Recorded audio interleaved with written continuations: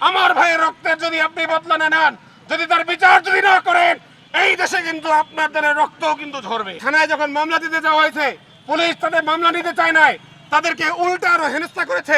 তারেক রহমান জ্যামের মধ্যে আটকে থাকেন, অফিসে 9টায় যান, আর যাই করেন না কেন আপনি একটু প্লিজ চাঁদাবাজিটা বন্ধ করেন। যে লোকগুলো 17 বছর পালায় পালায় ছিল, মনে হচ্ছে যেন ভিক্ষুকের মতো, মনে হচ্ছে যেন ক্ষুধার্তের মতো প্রত্যেকটা এলাকায় ঢুকে 12 তারিখের পর থেকে পুনরায় আবার চাঁদাবাজি শুরু করে দিয়েছে। আমি বলি, আপনাকে আওয়ামী লীগ লন্ডন পাঠাইছিল, কিন্তু নেক্সট বার আপনাকে লন্ডন পাঠাইতে আওয়ামী লীগ লাগবে না। আপনার এই চাঁদাবাজ কর্মী, এই ঘুষখোর, এই খুনি কর্মীরাই আপনাকে পুনরায় লন্ডনে পাঠানোর ব্যবস্থা করবে।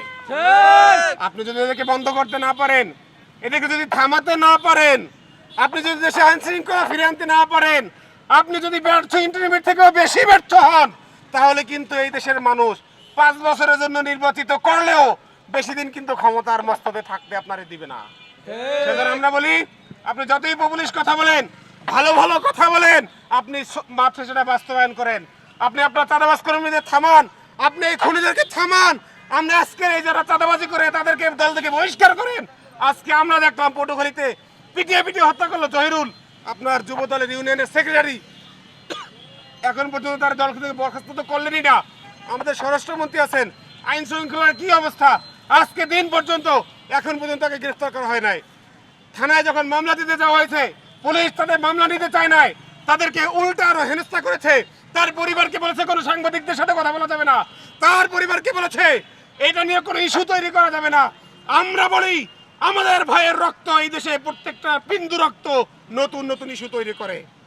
আজকে আমার ভাইদেরকে যে আপনার যুবদলের কর্মীরা, যুবদলের সেক্রেটারি পিটে পিটে হত্যা করেছে, আমার ভাইয়ের রক্তের যদি আপনি বদলা না নেন, যদি তার বিচার যদি না করেন, এই দেশে কিন্তু আপনার দলের রক্তও কিন্তু ঝরবে। মানুষ থেমে থাকবে না, মানুষ থেমে থাকবে না। আজকে যদি এই মানুষের রক্ত আপনি ঝরিয়েছেন, যদি আপনার দলের নেতাকর্মীদের বন্ধ করতে না পারেন, থামাতে না পারেন, এই দেশে কিন্তু ক্ষমতার মস্তদে আপনারা বেশি দিন থাকতে পারবেন না। তাই আজকে আমাদের এই বিক্ষোভ পূর্ব সমাবেশে আমাদের আপনার প্রতি অনুরোধ হলো, তারেক রহমান জ্যামের মধ্যে আটকে থাকেন, অফিসে 9টায় যান, আর যাই করেন না কেন আপনি একটু প্লিজ চাঁদাবাজিটা বন্ধ করেন। আপনি একটু প্লিজ আপনার দলের যারা চাঁদাবাজ আছে তাদেরকে একটু থামান, আপনি একটু এই খুনিদের বিরুদ্ধে অ্যাকশন নেন। যদি না নেন, তাহলে আমরা বলবো আপনার বিরুদ্ধে পুনরায় রাজপথে নামতে, কিন্তু হাসিনার বিরুদ্ধে যেন আমরা ভাবি নাই, আপনার বিরুদ্ধে পুনরায় রাজপথে নামতে কিন্তু আমরা খুব বেশি দিন ভাববো না। আজকের এই বিক্ষোভ পূর্ব সমাবেশে ইসলামী ছাত্র আন্দোলন বাংলাদেশের পক্ষ থেকে আমরা পটুখালীর ইদ্রিস হত্যার বিচার অনতি বিলম্বে আমরা দাবি করছি, এবং এর সাথে জড়িত যে যুবদলের নেতাকর্মীরা যুক্ত আছে, যে যুবদলের জহিরুল তাকে হত্যা করেছে পিটিয়ে পিটে, এই জহিরুল সহ তার সাঙ্গপঙ্গদের বিচার আমরা দাবি করছি।